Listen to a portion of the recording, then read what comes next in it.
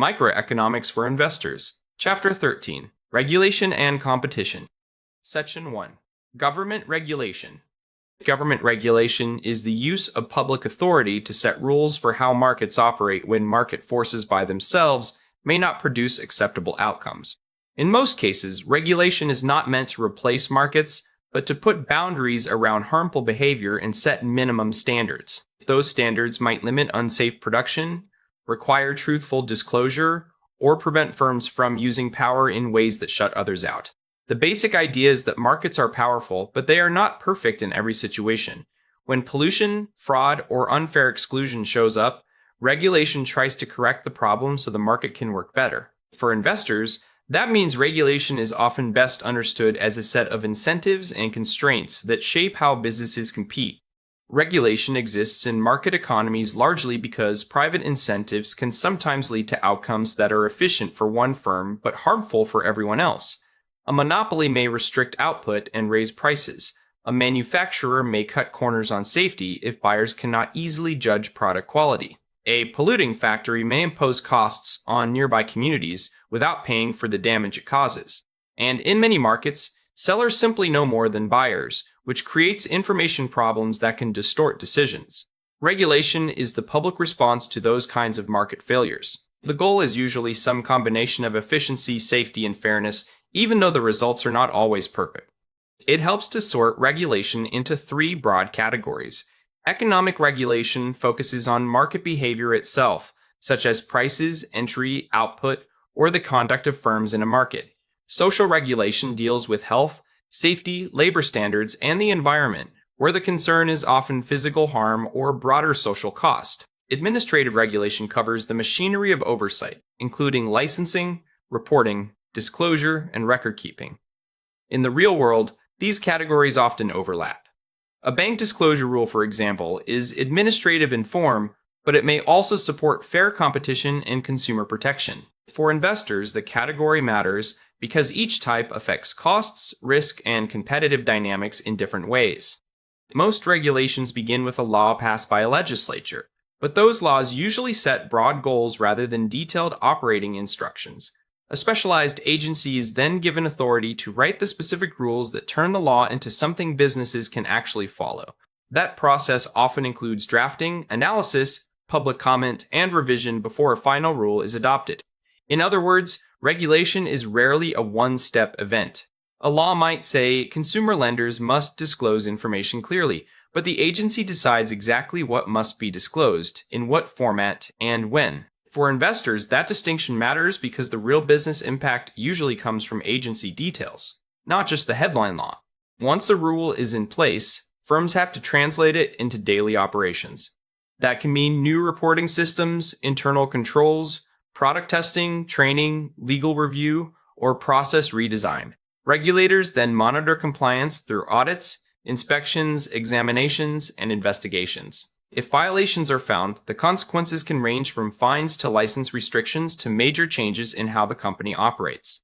So regulation is not just a document on paper, it becomes part of the firm's cost structure and decision process. For some companies, the burden is manageable, while for others, it can be a major strategic issue. From an investor's perspective, regulation changes incentives in several directions at once. It can raise costs because firms need compliance staff, systems, legal review, and sometimes new capital spending. It can also block certain practices that were previously profitable, which may reduce margins or slow growth. At the same time, regulation can create barriers to entry, making life harder for new rivals and indirectly helping large incumbents. And in some markets, better rules increase trust, which can support demand and improve the functioning of the whole industry. That is why regulation should not be seen as simply good or bad for investors. It often redistributes advantage across firms rather than reducing value everywhere. The central trade-off in regulation is straightforward: solve a real problem without imposing more cost than necessary. Consumer protection may improve safety and trust, but it can also raise prices if compliance is expensive. Safety rules may reduce harm, yet they can slow product development or delay innovation. Record keeping and reporting can improve oversight, but they also consume time, money, and management attention. The best regulation is narrowly targeted at the underlying problem rather than broadly burdening the whole market. Poorly designed regulation creates friction without much benefit. Strong analysis always asks whether the rule is reducing a genuine market failure efficiently. Securities regulation is a useful example because it shows that regulation does not always mean direct price control. In U.S. markets, the SEC focuses heavily on disclosure, requiring public companies to provide material information to investors. The idea is to reduce information asymmetry so insiders do not know far more than everyone else participating in the market. The SEC also targets insider trading and false or misleading disclosure because those practices undermine confidence in market prices. Importantly, the SEC does not decide what a stock should be worth. It tries to create fair conditions under which buyers and sellers can discover prices themselves. Disclosure rules only matter if firms believe violations will be detected and punished. That is why SEC enforcement is so important to market credibility. If executives can hide material facts, misuse non-public information, or mislead investors without consequences, trust in pricing starts to break down.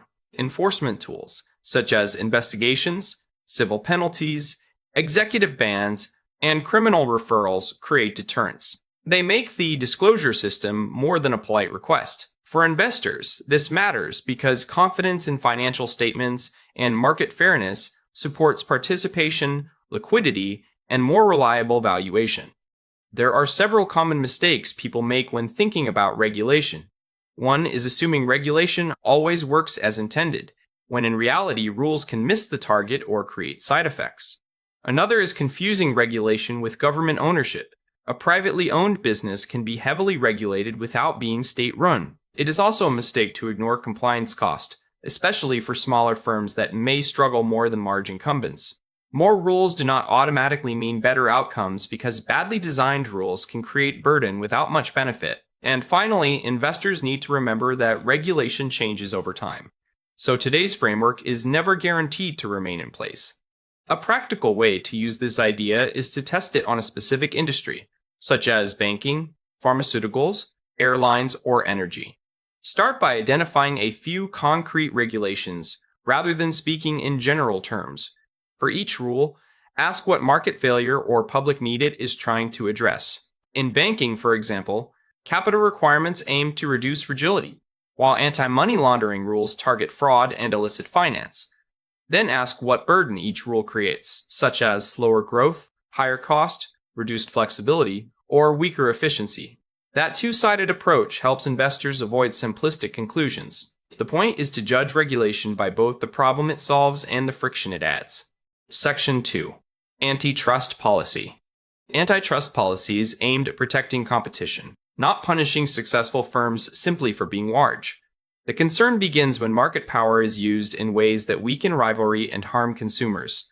A firm may gain size because it is more efficient, more innovative, or better managed, and antitrust law does not treat that by itself as illegal. What matters is whether competition is being preserved so customers still benefit from pressure on price, quality, choice, and innovation. When that pressure disappears, firms can become less responsive and more comfortable exploiting their position. For investors, antitrust analysis is really about the durability and use of market power. Competition matters because it disciplines firms.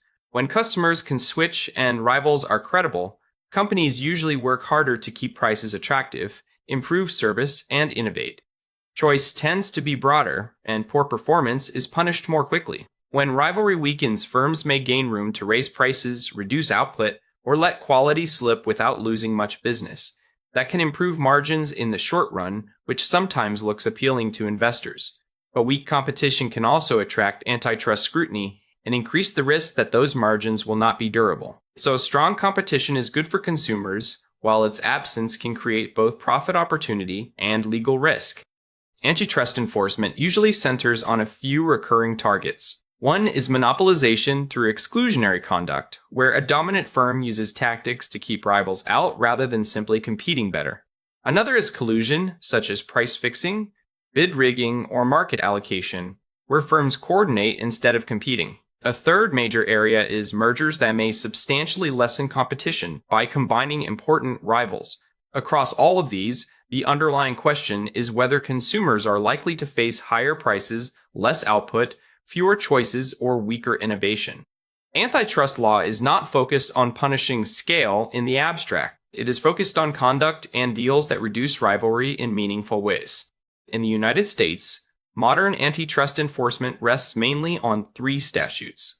The Sherman Act addresses monopolization and restraints of trade, which covers many core competition issues. The Clayton Act deals heavily with mergers and other practices that may harm competition before damage becomes entrenched. The FTC Act adds a broader prohibition on unfair methods of competition, giving regulators another way to address harmful conduct. Other countries use different legal structures, but the broad concern is similar.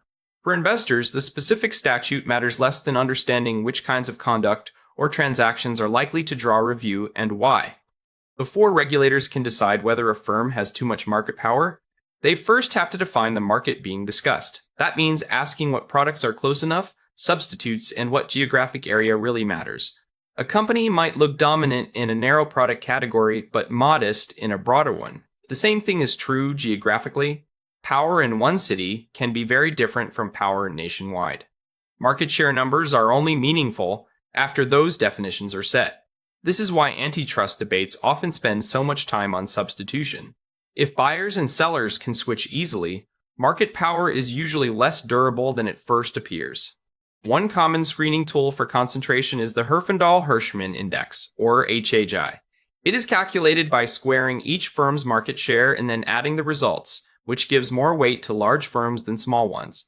A higher HHI means a more concentrated market. Regulators often use broad thresholds to label markets as unconcentrated, moderately concentrated, or highly concentrated. But HHI is only a screen, not the full case. Entry barriers, buyer power, product differentiation, innovation, and the likelihood of new competition can all matter just as much. Antitrust enforcement usually follows a sequence rather than arriving out of nowhere. Concerns may begin with complaints, unusual pricing patterns, whistleblowers, merger filings, or shifts in market data. Investigators then gather documents, examine communications, and use economic analysis to understand whether competition is likely to be harmed. If the concern is serious enough, a case may be filed or a transaction may be challenged. From there, the process may lead to a settlement, remedy, or court decision. Even after that, monitoring can continue to ensure compliance. For investors, this means antitrust risk often develops over time and can be tracked before it fully hits valuation. The purpose of an antitrust remedy is usually to restore or preserve competition rather than merely punish a firm. In a merger case, that might mean blocking the deal, restructuring it, or requiring divestitures, so a meaningful rival remains. In cartel cases, fines and damages are more common because the conduct itself is illegal and directly harmful. Some remedies are structural, such as selling assets or splitting business units. Others are behavioral, such as requiring access, licensing, or changes in conduct. The key question is whether the remedy actually keeps rivalry alive. For investors, the form of the remedy often matters as much as whether a case occurs at all. Consider a drug market that is already concentrated before a merger takes place. If the pre-merger HHI is high and the proposed merger pushes concentration sharply higher, regulators will become much more concerned, especially if new entrants face serious barriers. In that situation, a deal may still proceed if a divestiture creates or preserves a viable competitor. So the issue is not always a simple yes or no on the merger. Sometimes the final transaction is a modified version designed to reduce competitive harm. That is why merger review often becomes a negotiation over structure. Investors should pay attention not only to whether a deal closes, but to what the remedy does to the economics of the combined firm. The ISP merger exercise shows how quickly concentration can rise when two major rivals combine. Moving from an HAG of 2,500 to 3,900 is a large jump and clearly places the market in highly concentrated territory. That is a strong warning sign, but it is still not the end of the analysis. Regulators would also ask how hard it is for new firms to build infrastructure, how costly it is for customers to switch, and whether the merger creates real efficiencies that benefit consumers. In industries like broadband, fixed assets, and rights of way, can make entry very difficult, which raises concern further. For investors, the lesson is that screens highlight risk. but industry economics determine how serious that risk really is. Antitrust analysis can go wrong in two directions. Enforcement can be too weak, allowing concentration or collusion to damage consumers. But enforcement can also be too aggressive, blocking efficient scale or treating success as if it were misconduct. That is why large size alone is not illegal, and why HHI should never be treated as a complete answer. Correct market definition is essential, because the same firm can look dominant or ordinary depending on what substitutes are included. Merger review is also forward-looking, which means regulators are trying to predict future competition, not just describe the present. Good analysis balances caution with realism. For investors, the central antitrust question is whether conduct or consolidation reduces rivalry in ways that hurt consumers. The goal is to protect competition, not individual competitors that simply cannot keep up. That means looking closely at likely effects on price, quality, choice, and innovation. It also means asking whether a firm's market power is durable or whether new entry, substitution, or technology can weaken it. Major deals, dominant platforms, and industries with concentrated structure deserve especially careful attention. Antitrust risk can alter timing, force divestitures, cap pricing power, or reshape long-run profitability. Section 3. Barriers to entry. A barrier to entry is any obstacle that makes it difficult, costly, or risky for a new firm to enter a market and compete effectively. These barriers matter because existing firms are disciplined not only by current rivals, but also by the threat of future rivals. If entry is easy, incumbents know that unusually high prices or poor service may attract newcomers. If entry is hard, that pressure weakens. As a result, incumbents may be able to maintain higher prices, lower quality, or slower innovation for longer. For investors, barriers to entry are one of the key reasons excess profits can persist. For consumers, they are one reason markets sometimes become less responsive over time. Economists usually group entry barriers into three broad types: legal, structural, and strategic. Legal barriers come from rules or legal protections such as licenses, patents, or quotas. Structural barriers come from the economics of the industry itself, including scale advantages, high capital needs, or network effects. Strategic barriers are deliberate actions by incumbents to make entry less attractive, such as aggressive pricing or exclusive arrangements. In practice, markets often contain a mix of all three. Breaking the idea into categories helps you see where the obstacle originates and whether it is likely to be durable. Legal barriers can be justified or harmful depending on what they are doing. Patents, for example, can prevent immediate imitation and give firms an incentive to invest in research that might not happen otherwise. Safety, environmental, and professional standards can also protect the public in ways that are economically sensible. But licenses, permits, quotas, or restricted access rules can sometimes do more to shield incumbents than to serve consumers.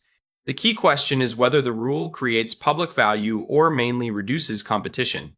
That distinction matters because not every legal barrier is a problem, and not everyone is a benefit. Investors should ask who is truly being protected by the rule.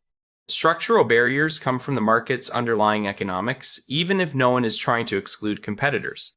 Economies of scale are one example. If average cost falls sharply as output rises, large incumbents may have a major cost advantage over smaller entrants. High capital requirements are another, especially in industries like semiconductors, utilities, or heavy manufacturing.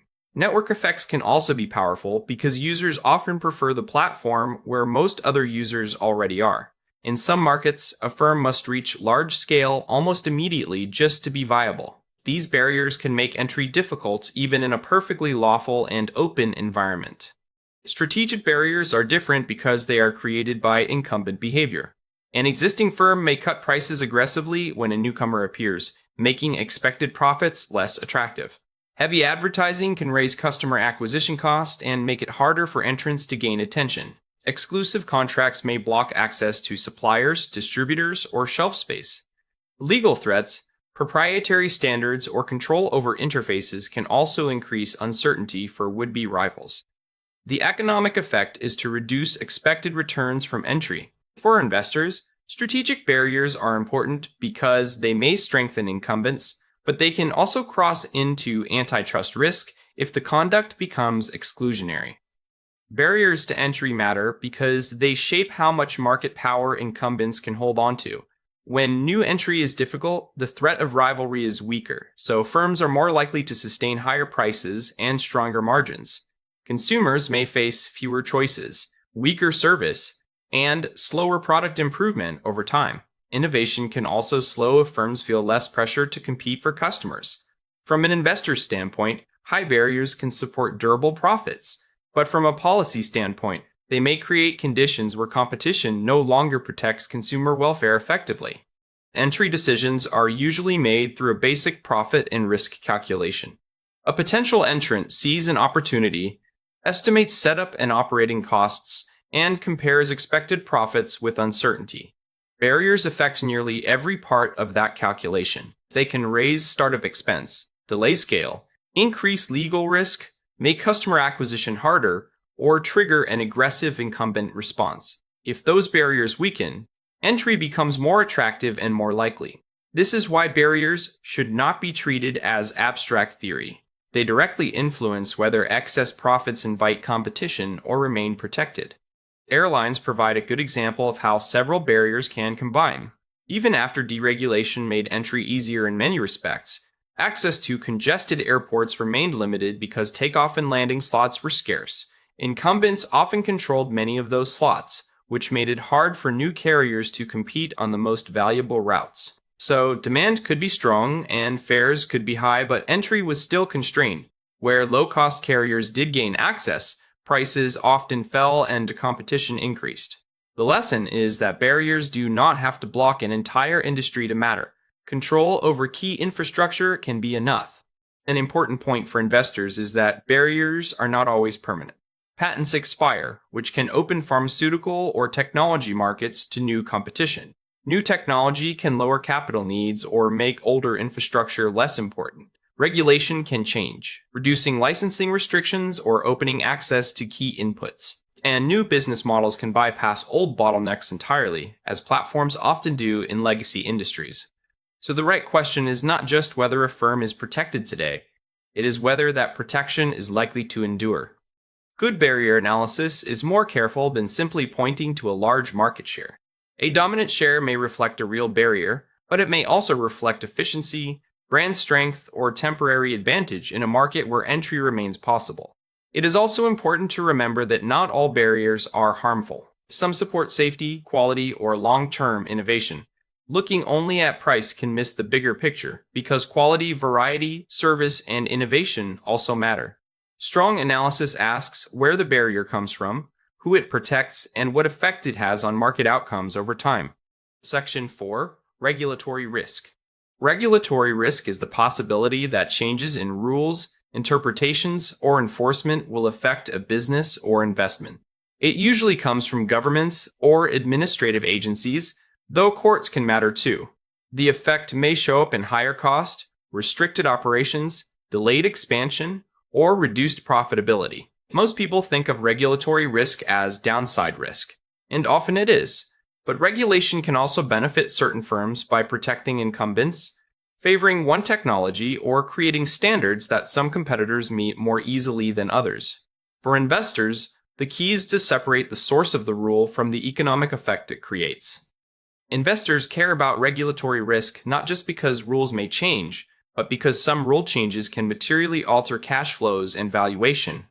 A minor reporting adjustment may barely matter. A new safety requirement, emissions rule, capital standard, or product restriction can meaningfully raise spending or reduce revenue. Regulation can also shift competition by hurting weaker firms more than stronger ones. In some cases, that lowers industry profitability. In others, it strengthens the position of well-prepared incumbents. So the central question is magnitude. How much does the regulatory change actually affect earnings power, growth, and strategic flexibility? Regulatory risk comes through several channels. One is legislation, where a new law changes the legal framework directly. Another is agency rulemaking, where regulators issue new rules or reinterpret existing authority in ways that matter operationally. Enforcement intensity is a third channel, because the written rule may stay the same while inspections, penalties, or investigations become more aggressive. And there is also policy uncertainty, which can delay investment even before anything officially changes. A company may postpone expansion simply because it does not know what final rule will emerge. For investors, these channels are different and should be tracked separately. Regulatory exposure is not evenly distributed across the economy. Industries like banking, healthcare, energy, telecom, and pharmaceuticals tend to face much heavier oversight because government rules shape core parts of how they operate. Those rules may come from federal, state, and local levels at the same time. Capital requirements, reimbursement rules, emissions standards, licensing, tax credits, and pricing frameworks can all matter. This also means diversification within one regulated sector may not protect you very much if all the firms are exposed to the same policy shock. Investors need to think about regulation at the industry level, not just the company level. A practical assessment process begins by mapping which rules and jurisdictions actually matter to the business. After that, firms and investors monitor developments such as bills, agency proposals, court decisions, and enforcement actions. The next step is to estimate possible financial effects under different outcomes, including revenue, cost, capital spending, and margins. Finally, management should prepare responses before changes become binding. That might involve pricing adjustments, redesign, supply chain changes, lobbying, or new compliance systems. The value of the process is that it turns vague concern into structured analysis. Regulatory risk is easier to manage when it is broken into identifiable moving parts. Regulatory analysis is much stronger when it includes scenario testing. Instead of assuming one future rule, firms should model several plausible outcomes, including tighter rules, delays, stricter enforcement, or looser interpretation. Timing matters almost as much as substance, because a delayed rule may preserve cash flow longer, while uncertainty still affects planning. Enforcement also matters because two administrations can apply the same rule very differently. Strong analysis is iterative rather than static. As proposals evolve and court decisions arrive, assumptions should be updated and plans adjusted. The battery manufacturer example shows how a rule in one major state can have national consequences. If California requires easier recycling and a minimum share of recycled content, a manufacturer may need to redesign products and retool factories. The direct cost might include major capital spending and higher input costs. But the strategic question is even larger. Should the company build one national product standard or operate different designs in different states? Often the simplest path is to redesign nationally, especially when the state is large enough to shape the market. That means a local rule can become a de facto national standard. Investors should watch for that kind of spillover effect. The company cannot remove the uncertainty around the battery rule, but it can reduce its vulnerability. A supplier partnership with a recycler could secure inputs and provide operational learning early. Investment in disassembly research could make compliance easier if the rule takes effect and also create long-term advantage. Hiring regulatory affairs expertise improves the firm's ability to interpret proposals and respond before deadlines become urgent. Supporting a single national standard may also reduce complexity if patchwork regulation would be more expensive. The broader lesson is that good risk management is about flexibility. Firms rarely control the rule, but they can often improve their position under several outcomes. Several mistakes can weaken regulatory risk analysis. One is confusing regulatory risk with broader political risk. Elections and politics matter, but they are not the same as the mechanics of rules and enforcement. Another is assuming regulation is always harmful, when some rules increase trust, raise barriers to entry, or favor certain business models. It is also a mistake to focus only on direct compliance costs, while ignoring indirect effects like delayed launches, lower flexibility, or strategic disadvantage. And many analysts pay too little attention to enforcement shifts, even though those can materially change outcomes without any new law at all. Good analysis separates the rule itself from the channels through which it affects the business. Strong regulatory analysis looks at both exposure and preparedness. Exposure means understanding who regulates the business, at what level, and which rule changes would matter most economically. It also means separating direct costs from broader strategic effects, such as shifts in demand, competition, or expansion options. Preparedness means asking whether management has credible mitigation plans rather than generic reassurance. Does the company have systems, expertise, capital, and strategic flexibility? For investors, that difference is crucial. Two firms can face the same regulation but deliver very different outcomes depending on how ready they are. Section 5. Policy impact on industries. Policy often affects much more than one company's cost line. It can reshape who is able to compete, which business models survive, and how profit is distributed across an industry over time. The tools vary widely, including regulation, taxes, subsidies, tariffs, and licensing rules. Some policies raise barriers, while others lower them. Some reward scale, capital, or technical capability, while others open room for new entrants. For investors, the key question is not only what the policy does immediately, but how it changes the industry's long-run structure. That longer-run competitive effect is often where the biggest valuation impact appears.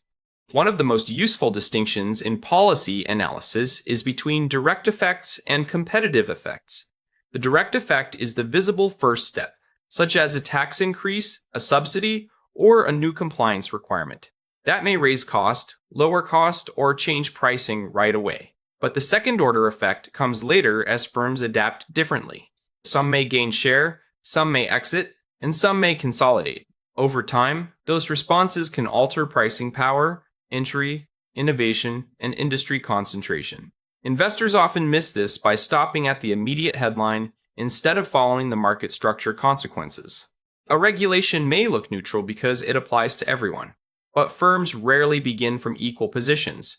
Large incumbents often already have compliance systems, legal teams, financing access, and operating scale that make new rules easier to absorb. Smaller firms may need to build those capabilities from scratch, which makes the same rule more burdensome for them. That means a rule aimed at safety, reporting, or consumer protection can still reduce competition indirectly. The issue is not necessarily the intent of the regulation. It is the uneven burden created by differences in scale, systems, and capital access. When direct regulation falls harder on weaker firms, the industry can change in predictable ways. Entry becomes less attractive because fixed compliance costs raise the hurdle for newcomers. Smaller competitors may see margins squeezed more sharply than large incumbents, making exits or acquisitions more likely. As the number of viable firms falls, surviving companies can gain pricing power and sometimes earn higher margins. In that sense, regulation can unintentionally consolidate an industry. For investors, this is why compliance costs should be analyzed not only as an expense, but also as a force that may reshape competitive structure. Deregulation can also transform an industry, and not always gently. Removing rules often lowers entry barriers and intensifies price competition, which benefits consumers but can pressure incumbent profits. Legacy firms with high fixed costs or outdated operating models may suddenly look much weaker once protection is removed. At the same time, new business models can become viable and expand quickly. This means deregulation often creates winners and losers together. Investors should not assume fewer rules automatically mean easier profits. Sometimes deregulation is the event that exposes which firms were strong and which were simply protected. Some policies work less by direct restriction and more by changing incentives across a value chain. Tax credits can encourage research, capital investment, or new production, but the firms that benefit most are often the ones with the scale, balance sheet, and technical ability to act on them. Tariffs can help upstream domestic producers by shielding them from foreign competition, but those same tariffs may raise input costs for downstream manufacturers and eventually for consumers. So one policy can help one layer of an industry while hurting another. Investors need to trace those spillovers rather than stopping at the policy's stated target. Industry effects from policy usually unfold as a sequence. First, a policy is enacted or announced. Then costs and benefits are distributed unevenly because firms differ in structure, capabilities, and exposure. Those uneven effects start to shift competitive positions, which can change market share, pricing power, and strategic options. Over time, the market structure itself may change through entry, exit, consolidation, or concentration. Firms also respond politically and strategically, which can feed back into the process. The important point is that policy does not produce one clean outcome all at once. Adaptation shapes the final industry result. An emissions tax in cement is a good example of why adaptation matters. At first glance, it looks like a simple cost increase applied to all producers. But efficient plants with lower emissions per unit would face a smaller tax burden than older, dirtier plants. That widens the cost gap within the industry. New entrants may also struggle because they face both compliance obligations and very high upfront investment. Over time, weaker firms may exit, entry may slow, and concentration may rise, leaving fewer competitors and weaker price pressure. So the real effect is not just higher cost. It is a reshaped competitive landscape. When investors evaluate policy, the better questions are comparative rather than generic. Which firms can absorb the change most easily? Who gains a relative cost advantage, a capital advantage, or a strategic advantage? Does the policy make entry easier or harder? Will rivalry intensify, or will pricing power increase because weaker firms fall behind? And does the policy support innovation, or discourage it by raising risk and reducing expected return? Those questions move analysis beyond the headline. They help reveal how the policy changes relative position across firms, which is often what drives long-run returns. Several common mistakes can make policy analysis shallow. One is stopping at the direct effect and ignoring the ripple effects on rivals, suppliers, customers, and future entry. Another is assuming all firms are affected equally when differences in cost structure and capability often matter more than the rule itself. It is also important not to confuse pain at one firm with damage to the whole industry. Sometimes one company suffers while others gain. Deregulation does not always lower prices if consolidation or hidden fees offset the added freedom. And timing matters because industry restructuring often unfolds slowly, long after the initial policy headline has faded.